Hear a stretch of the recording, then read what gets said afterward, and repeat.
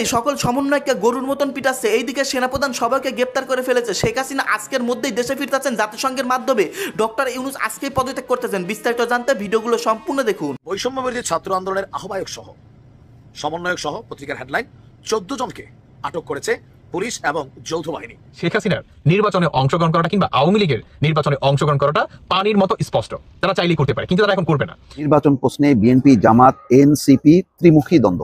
আসলে এনসিপি কি সেই অবস্থায় এসছে যে? আসসালামু আলাইকুম সম্মানিত দর্শক, আজকের এই ভিডিওটি অত্যন্ত গুরুত্বপূর্ণ, অনেক স্পেশাল। ভিডিওটি আপনারা সম্পূর্ণ দেখবেন। সম্মানিত দর্শক মণ্ডলী, মধ্যরাতে প্রধান সমন্বয়কদের ইচ্ছা মতন পিটিয়েছেন। এইদিকে আবার মধ্যরাতেই সমন্বয়কদের গ্রেপ্তার করে ফেলেছেন সেনাবাহিনী। সম্মানিত দর্শক মণ্ডলী, আপনারা শুনলে অবাক হবেন।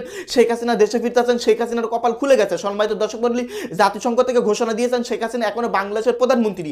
এইদিকে আবার দর্শক মণ্ডলী, ছাত্রদের নতুন দল বিএনপি, জামাত তারা দ্বন্দ্বে লিপ্ত হয়ে গেছে। দেখা যাক কি হয়। ইতিমধ্যে সেনাপ্রধান জেনারেল ওয়াকারুজ্জামান কঠিনভাবে ক্ষিপ্ত হয়ে গেছে। এমনকি ডক্টর মোহাম্মদ ইউনূস পদত্যাগ করার সিদ্ধান্ত নিয়েছেন। তিনি আজকেই হয়তো পদত্যাগ করবেন। দর্শক বন্ধুরা, আজকের এই ভিডিওটি দেখলে আপনারা বিস্তারিত বুঝতে পারবেন। তো বেশি কথা না বাড়িয়ে আমরা মূল ভিডিওতে চাই, আপনারা মনোযোগ সহকারে ভিডিওগুলো সম্পূর্ণ দেখতে থাকুন। ভাবিয়ে আমি দেখছি রংটা চাইছি আসলাটা দিয়া যাতে কেউ না চিনে মারছে, অনেক মারছে। ইতান রে আমাকে কে ডাক সমন্বয়ক আর বৈষম্য বিরোধী নেতা বলে। ঘটনা কি মানে তুমি কেন নাম লইলে ডর লাগে? আবার নিয়ে বাড়ি করে হামলা করে। আমি না দেখো এগুলো বদলাইছে। নাহিদ বইলা দিছে সমন্বয়ক আর এই বৈষম্য বিরোধী নেতা বলে যারা আসবে কোন রকম ভাঙচুর করতে গণদোলাই দিয়ে দিতে হবে। এটা বলে দিছে নাহিদে। তো এটা কিন্তু আবার ফেস লাগবে, আমি পরে বললাম। যাক, ঘটনা শোনেন। গতকালকে রাজধানীর কলাবাগান এলাকা থেকে বৈষম্য বিরোধী ছাত্র আন্দোলনের আহ্বায়ক সহ সমন্বয়ক সহ পত্রিকার হেডলাইন 14 জনকে আটক করেছে পুলিশ এবং যৌথ বাহিনী। ইদানিং একটা ঘটনা শুরু হয়েছে কি, একদল লুটপাটকারী, এদের মধ্যে সমন্বয়ক অথবা বৈষম্য বিরোধী নেতা অনেকে এগুলোতে কানেক্টেড হয়ে গেছে। কেন? আপনার ঘরে যে আওয়ামী লীগ আছে কেউ ঢুকবে, অমুক নেতা আছে কেউ ঢুকবে, ঢুকা কই খুঁজবে? আপনি বাক্সবন্দি করে গয়নার বাক্সে ঢুকাই রাখছেন, আলমারির চিপা চাবি দিয়ে রাখছেন, সন্দুকের ভিতরে রাখছেন। এরা এগুলো সার্চ করে, যা পায় নগদে পুরাই পকেটে, গলা কানে খোঁজে, দেখি ভাবি দেখি এরকম কইয়া ট্রেন লয়ে জায়গা, ক্যাশ স্বর্ণ যা আছে। তো ডক্টর ইউনূস এটা নিয়ে কিন্তু খুব বড় একটা ঝামেলার মধ্যে আছে, যে মবের খেলা। আর ইউনূস সাহেব কোন এক অজানা কারণে কোন ডরা আমরা জানি না, এই মব জাস্টিস যারা করে প্রত্যেকের ফুটেজ আছে, কয়জনকে গ্রেপ্তার করছে, কয়জন? আবার বলেন, আমি তো দেখছি না কোথায় এই দেশে আইন শৃঙ্খলা। ফানি মানুষ, ভালো লাগে মাঝে মাঝে, সবসময় সিরিয়াস থাকেন তো, তাই না? ইদানি হাসেন, মিমিক্রিসি করার ট্রাই করলাম। যাই হোক, তো তিনি বলছিলেন যে আইন শৃঙ্খলা বাহিনী ঠিক আছে, মানে আইন শৃঙ্খলা পরিস্থিতি ঠিক আছে। আর 2 দিন পরে থেকে এগুলো শুরু হয়েছে। এখন গতকালকে এরকম একটা চান্স মারতে গেছিল একটা এই বৈষম্য বিরোধী গ্রুপ এবং সমন্বয়ক সম্ভবত। তো সেখানে গিয়া আপনার 14 জন টোটাল তারা আটক হয়েছে। আটক করার কারণ হচ্ছে তারা শেখ কবির নামে জনৈক একজন ব্যক্তির ব্যবসা প্রতিষ্ঠানে গিয়ে হামলা চালায়। সেখানে ল্যাপটপ, ডেস্কটপ, কম্পিউটার ভাঙচুর করে। তো কি করতে হবে? এখানে সার্চ করতে হবে। তারা এরকম ধরনের একটা টিম, 15-20 জনের টিম ঢুকা এই লুটপাট ভাঙচুর যা আছে ধান্দাবাজি করতেছিল। এরপরে ওই ব্যক্তির যে কনস্ট্রাকশন ফার্ম ছিল, কাবিকু সম্ভবত, সেখান থেকে 999 তারা ফোন দেয়। তো ফোন দেওয়ার পর আমাদের পুলিশ বাহিনী উপস্থিত হয় তাৎক্ষণিকভাবে। ওদিক দিয়ে সেনাবাহিনীও আসছে, হালকা উত্তম মধ্যম এখানে দেওয়া হয়েছে। এই ঘটনা কখন ঘটলো? যখন নাহিদ বলল আজকে এই মুহূর্ত থেকে সমন্বয়ক আর বৈষম্য বিরোধী এক্সিস্ট করে না। আর যদি এই পরিচয় দিয়া কেউ কোথায় ঘটনা ঘটাইতে চায়, আওয়ামী লীগ আছে, বক্কর চক্কর, এগুলা বলে, গণধোলাই দিতে হবে, পুলিশে খবর দিতে হবে। পাবলিকের এখন ফিলিংস আসছে, পুলিশ একটু সাহস পাইছে। বৈষম্য বিরোধী শুনলে পুলিশেরও হাঁটু কাঁপাকাঁপি করতে ইদানিং বিভিন্ন কারণে। বাট যখন নাহিদ ইসলাম বলে দিচ্ছে যে ভাই সমন্বয়ক টমন্বয়কের নাই, বৈষম্য বিরোধীও নাই, এই নাম পরিচয় দিয়ে কোথাও গিয়ে 5 টাকা চাঁদাবাজি চাইলে একদম থানা পুলিশে ধরে দেন, আর পুলিশে বলছে গ্রেপ্তার করেন। তো পুলিশও ধরেন একটা এনার্জি পাইছে, ধৈরা থানায় নিয়ে আসছে। আর তাদের বিরুদ্ধে অলরেডি মামলা দায়ের করা হয়ে গেছে। আর অভিযোগের তদন্ত চলছে। বাট তারা বলতেছে যে না, ওইখানে আমরা গেছিলাম, আওয়ামী লীগের কয়েকজন আছে, মিটিং চলতেছে, তোর দায়িত্ব দিছে বেটা বাটপার। প্রত্যেকটা দেখতেই লাগে ধান্দাবাজ এরা। অরিজিনাল যারা বৈষম্য বিরোধীর ছাত্র ছিল, বিশ্বাস করেন একটা পোলাপাইন বাইরে নাই।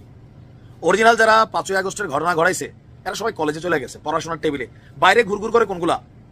যেগুলো 3 দিন আগে চপ্পল পরে রাস্তায় ঘুরতো, ভাত খাওয়ার টাকা ছিল না পকেটে, এখন একটু ধান্দার সিস্টেম হয়েছে, টাকা দেখছে চোখে, ক্ষমতা লোভ ধরছে, এরাই বাইরে ঘুরে।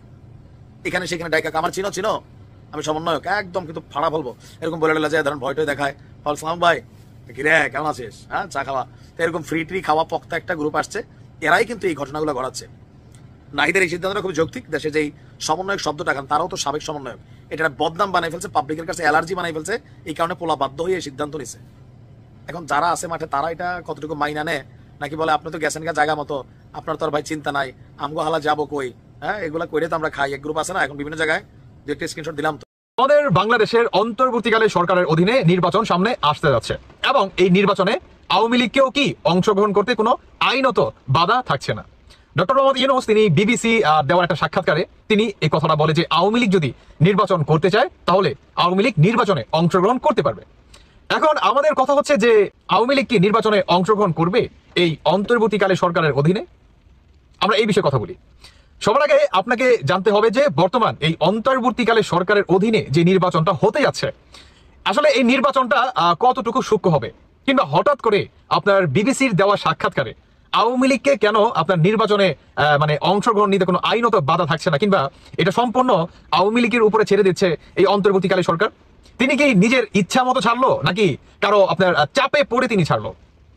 সবার আগে আমি আপনাকে বলি, এই সরকারের অধীনে যদি আমাদের বাংলাদেশে কোনো নির্বাচন হয় এই নির্বাচনটা কখনো সূক্ষ্ম হবে না। কেন হবে না সে প্রসঙ্গে পরে আসি। এখন আপনার বিবিসির দেওয়া সাক্ষাৎকারে ডক্টর ইউনূস তিনি কেন আওয়ামী লীগের উপরে এই দায়িত্বটা ছেড়ে দিল যে তোমরা নির্বাচনে আসবা কি আসবা না? তিনি আপনার কি বলে যখন নাকি তার ব্রাইডেন বন্ধু বান্ধব ছিল আমেরিকার প্রেসিডেন্টে বা আমেরিকার ক্ষমতায়, আপনার সেই পর্যন্ত কিন্তু ডক্টর ইউনূস বলছে যে আওয়ামী লীগকে বাংলাদেশ থেকে একদম চির জীবনের জন্য উঠাই ফেলতে হবে বা এদের নির্বাচন করার কোনো ক্ষমতা নাই। ঠিক 360 ডিগ্রি অ্যাঙ্গেলে কেন তিনি এখন ঘুরে গেল যে আওয়ামী লীগ যদি চায় তারা কি স্বইচ্ছা মতো নির্বাচনে অংশগ্রহণ করতে পারবে? মানে কি? মানে হচ্ছে আমাদের বাংলাদেশের যেই সেনাপ্রধান মিস্টার ওয়াকার আছে তাকে কিন্তু আপনার প্রতিনিয়ত জাতিসংঘ থেকে কিন্তু চাপ সৃষ্টি করে যে আওয়ামী লীগকে আপনারা কখনোই মানে করতে পারবেন না, আর আপনি হচ্ছে একটা দেশের সেনাপ্রধান, অতএব আওয়ামী লীগকে নিষেধাজ্ঞা করতেছে বা আওয়ামী লীগের জনগণের উপরে হত্যাকাণ্ড, মব জাস্টিস, মব ক্লিন পর্যন্ত চালাচ্ছে। আপনি কেন এটাকে ডিফেন্স করতেছেন না, কিংবা এটাকে আপনি কেন নিজ হাতে ডিল করতেছেন না শক্ত হাতে? এই দায়ভার বা অনেক চাপ কিন্তু সৃষ্টি করে আমাদের বাংলাদেশের সেনাপ্রধানকে, এবং সমস্ত কিছু মিলঝিল করে এই অন্তর্বর্তীকালে সরকার একটা পড়ে গেছে মার প্যাচের ভিতরে। অন্যদিকে এই সমন্বয়কারীরা কিংবা এই অন্তর্বর্তীকালে সরকার তারা চাচ্ছে যে নিজেরা সরকার গঠিত করতে এবং নিজেরাই কি ক্ষমতায় বসতে। এটার জন্যই আপনার এই ইউনূস সরকার বলছে যে বৈষম্য বিরোধী ছাত্র আন্দোলনকারীদের ভিতরে তাদের যে দলটা আছে এই দলটা যদি আপনার নির্বাচন করতে চায় সরকারের পক্ষ থেকে কিংবা এই অন্তর্বর্তীর পক্ষ থেকে যতটুকু ডিফেন্সে হোক, টাকা পয়সা দিয়ে হোক বা বিভিন্ন সেক্টরে হোক, এনি সেক্টর সমস্ত জায়গায় কি সহায়তা করবে। এর জন্যই বললাম যে এই সরকারের অধীনে কখনোই নির্বাচন সূক্ষ্ম হবে না। তাহলে আমাকে একটা কথা বলতে হয় যে আওয়ামী লীগ কিন্তু একই কথা বলছিল, মানে শেখ হাসিনা তিনি বলছিল যে তোমরা তো বারবার বলতেছো যে নির্বাচন সূক্ষ্ম হচ্ছে না, তাহলে নির্বাচন আবর দেই, নির্বাচন আমি থাকার অবস্থায় আবর দেই, আমি সরকার থেকে নেমে নির্বাচন দিব না। তো অন্তর্বর্তীকালে সরকার তো শেখ হাসিনার পথে হাঁটতেছে, তাহলে শেখ হাসিনা দোষটা কোথায় ছিল গেল? এখন আসুন যে শেখ হাসিনা এই নির্বাচনে অংশগ্রহণ নিবে কিনা, যতক্ষণ না পর্যন্ত এই অন্তর্বর্তীকালে সরকার তিনি সরকার থেকে নেমে বা তার দল যতক্ষণ না পর্যন্ত আপনার এই নির্বাচন থেকে সরে না আসবে, বা ডক্টর ইউনূস তিনি যতক্ষণ না পর্যন্ত আপনার জাতিকে ওয়াদা না করবে যে আমি এই বৈষম্য বিরোধী আন্দোলনকারীদের কোনো সহায়তা করব না, ততক্ষণ পর্যন্ত আওয়ামী লীগ নির্বাচনে অংশগ্রহণ করবে না। এখন আপনার জাতিসংঘ থেকে কিংবা আমাদের বাংলাদেশের সেনাপ্রধান মিস্টার ওয়াকার তিনিও কিন্তু প্রতিনিয়ত চাচ্ছে যে আওয়ামী লীগকে নির্বাচনে ফেরাতে। কারণ ভাই আপনার জাতিসংঘের একটা বক্তব্য হচ্ছে যে আওয়ামী লীগের এত কোটি জনগণকে আপনি কিভাবে ব্যান করতে পারেন? আর আপনি যদি ব্যান করেন তাহলে বাংলাদেশে কিংবা আমাদের বিশ্বে এই পৃথিবীর বুকে বাংলাদেশটা একটা অস্থিতিশীল দেশে পরিণত হবে, আর জাতিসংঘ হিসাবে এটা তো আমরা কখনোই মেনে নিতে পারি না। অতএব একটা এত বড় পলিটিক্যাল পার্টিকে কখনোই মানে এই দেশের ভিতরে যদি নির্বাচন হয়, বা আমাদের দেশে তো গণতান্ত্রিক দেশ, এই গণতান্ত্রিক দেশে এত বড় পলিটিক্যাল পার্টিকে কখনোই ইগনোর করে বা তাকে বাদ দিয়ে নির্বাচন কখনোই সূক্ষ্ম বা এই নির্বাচনে কখনোই মেনে নেওয়া হবে না। বুঝতে পারতেছেন? আর অন্যদিকে আমাদের বাংলাদেশ প্রসঙ্গে ডোনাল্ড ট্রাম্প কিন্তু নরেন্দ্র মোদীর হাতে আপনার দায়িত্ব দেয়, এবং আমাদের বাংলাদেশের এই অন্তর্বর্তীকালে সরকারের অধীন থেকে 11 জন সদস্য আপনার 5 দিনের সফরও কিন্তু যাচ্ছে ভারতে। কি প্রসঙ্গে? বাংলাদেশ ভারত বন্ধুত্বপূর্ণ সম্পর্ক যাতে বজায় রাখতে পারে, দুই দেশের ভারসাম্য যাতে বজায় থাকে, সমস্ত কিছু কি আপনার একটা মানে আইনের কিংবা একটা মানে নিয়ম অনুযায়ী আনার চেষ্টার জন্য, যাতে অস্থিতিশীল বা কেউ যাতে গুজব রটিয়ে অমুককে দখল করবো তুমুককে মারবো এই ধরনের যাতে হুমকি ধুমকি আপনার দুই দেশে যাতে অস্থিতিশীল পরিস্থিতি না হয়, এটার জন্য আপনার 11 দলের সদস্য কিন্তু যাচ্ছে অন্তর্বর্তীকালে সরকারের পক্ষ থেকে ভারতে 5 দিনের সফরে।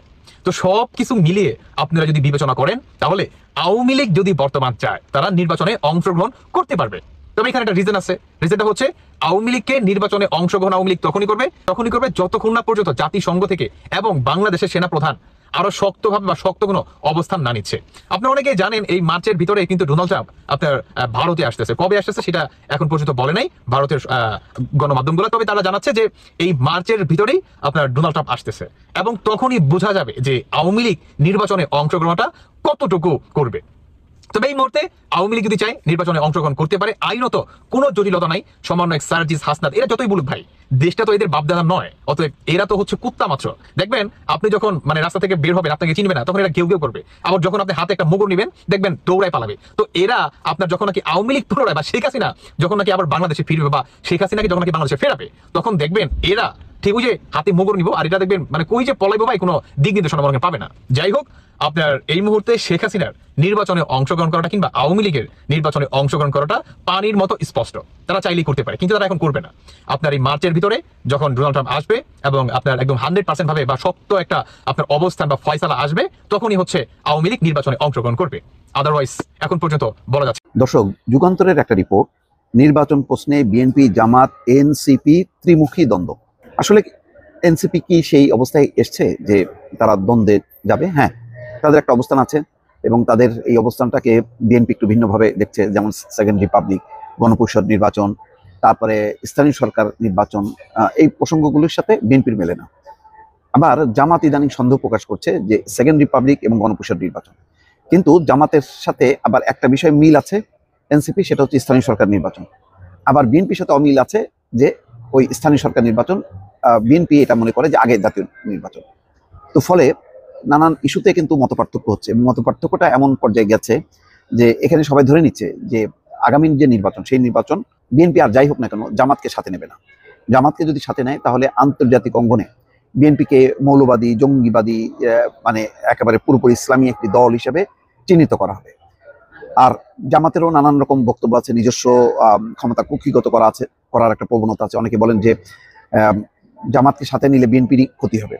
তো সব মিলে বিএনপি সম্ভবত অন্য রাজনৈতিক দলগুলো যেমন নুরুল হক নূরের গণপরিষদ বা মাহমুদুর রহমান মান্নার নাগরিক ঐক্য, এরকম কিছু ব্যক্তি, সর্বস্ব আসম আব্দুর রব, এরকম কিছু ব্যক্তিকে তারা নিতে চায় যে একটা জাতীয় সরকারের একটা রূপ দিতে চায়।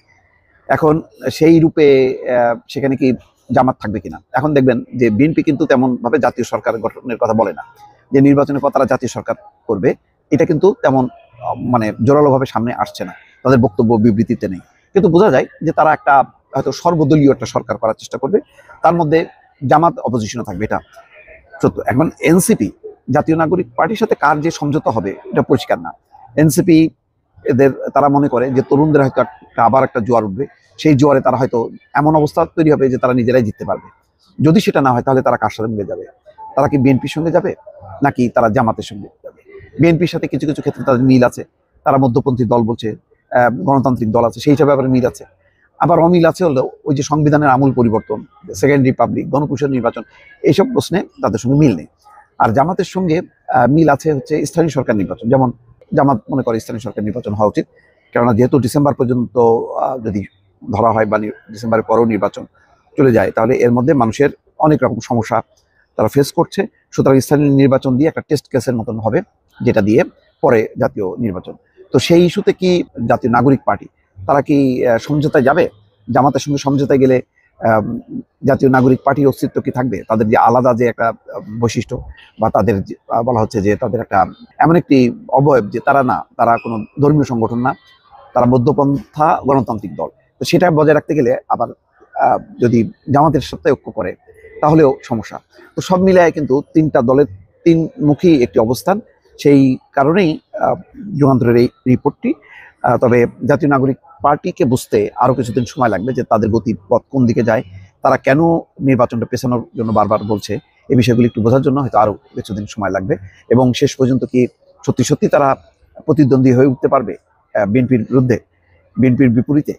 সমত জাতীয় নাগরিক পার্টি জামাতের ইসলামের জন্য অত মাথা ব্যথার কারণ না। জাতীয় নাগরিক পার্টি নতুন এই দলটা মাথা ব্যথার কারণ হচ্ছে বিএনপির জন্য। সম্মানিত দর্শক, আপনারা বিস্তারিত ভিডিওতে দেখতে পেলেন সমস্ত চাঞ্চল্যকর তথ্য। জেনারেল ওয়াকারুজ্জামান কঠিনভাবে ক্ষিপ্ত হয়ে গেছেন এই সমন্বয়কদের উপর। সমন্বয়করা ডাকাতি করতে গিয়ে ধরা পড়েছে, তাদেরকে ইতিমধ্যে গ্রেপ্তার করে ফেলেছে। আপনারা প্রতিবেদনে শুনতে পারলেন। সেই সাথে সম্মানিত দর্শক মণ্ডলী, শেখ হাসিনাকে দেশে ফেরত পাচ্ছে জাতিসংঘ বলতেছে শেখ হাসিনা এখনো বাংলাদেশের প্রধানমন্ত্রী। আওয়ামী লীগের কপাল রাতারাতি খুলে গেছে। সম্মানিত দর্শক মণ্ডলী, এইদিকে আবার জামাত, ছাত্রদের নতুন দল এনসিপি, বিএনপি তারা দ্বন্দ্বে লিপ্ত হয়ে গেছে। সম্মানিত দর্শক মণ্ডলী, ডক্টর মোহাম্মদ ইউনূস যখন তখন পদত্যাগ করতে পারেন। দর্শক, এই সম্পর্কে আপনারা কি বলতেছেন? আপনাদের মূল্যবান মতামত ভিডিওর কমেন্ট বক্সে অবশ্যই লিখে ঝটপট জানিয়ে দিবেন। ভিডিওর সঙ্গে সম্পূর্ণ থাকার জন্য আপনাদের সবাইকে অসংখ্য ধন্যবাদ।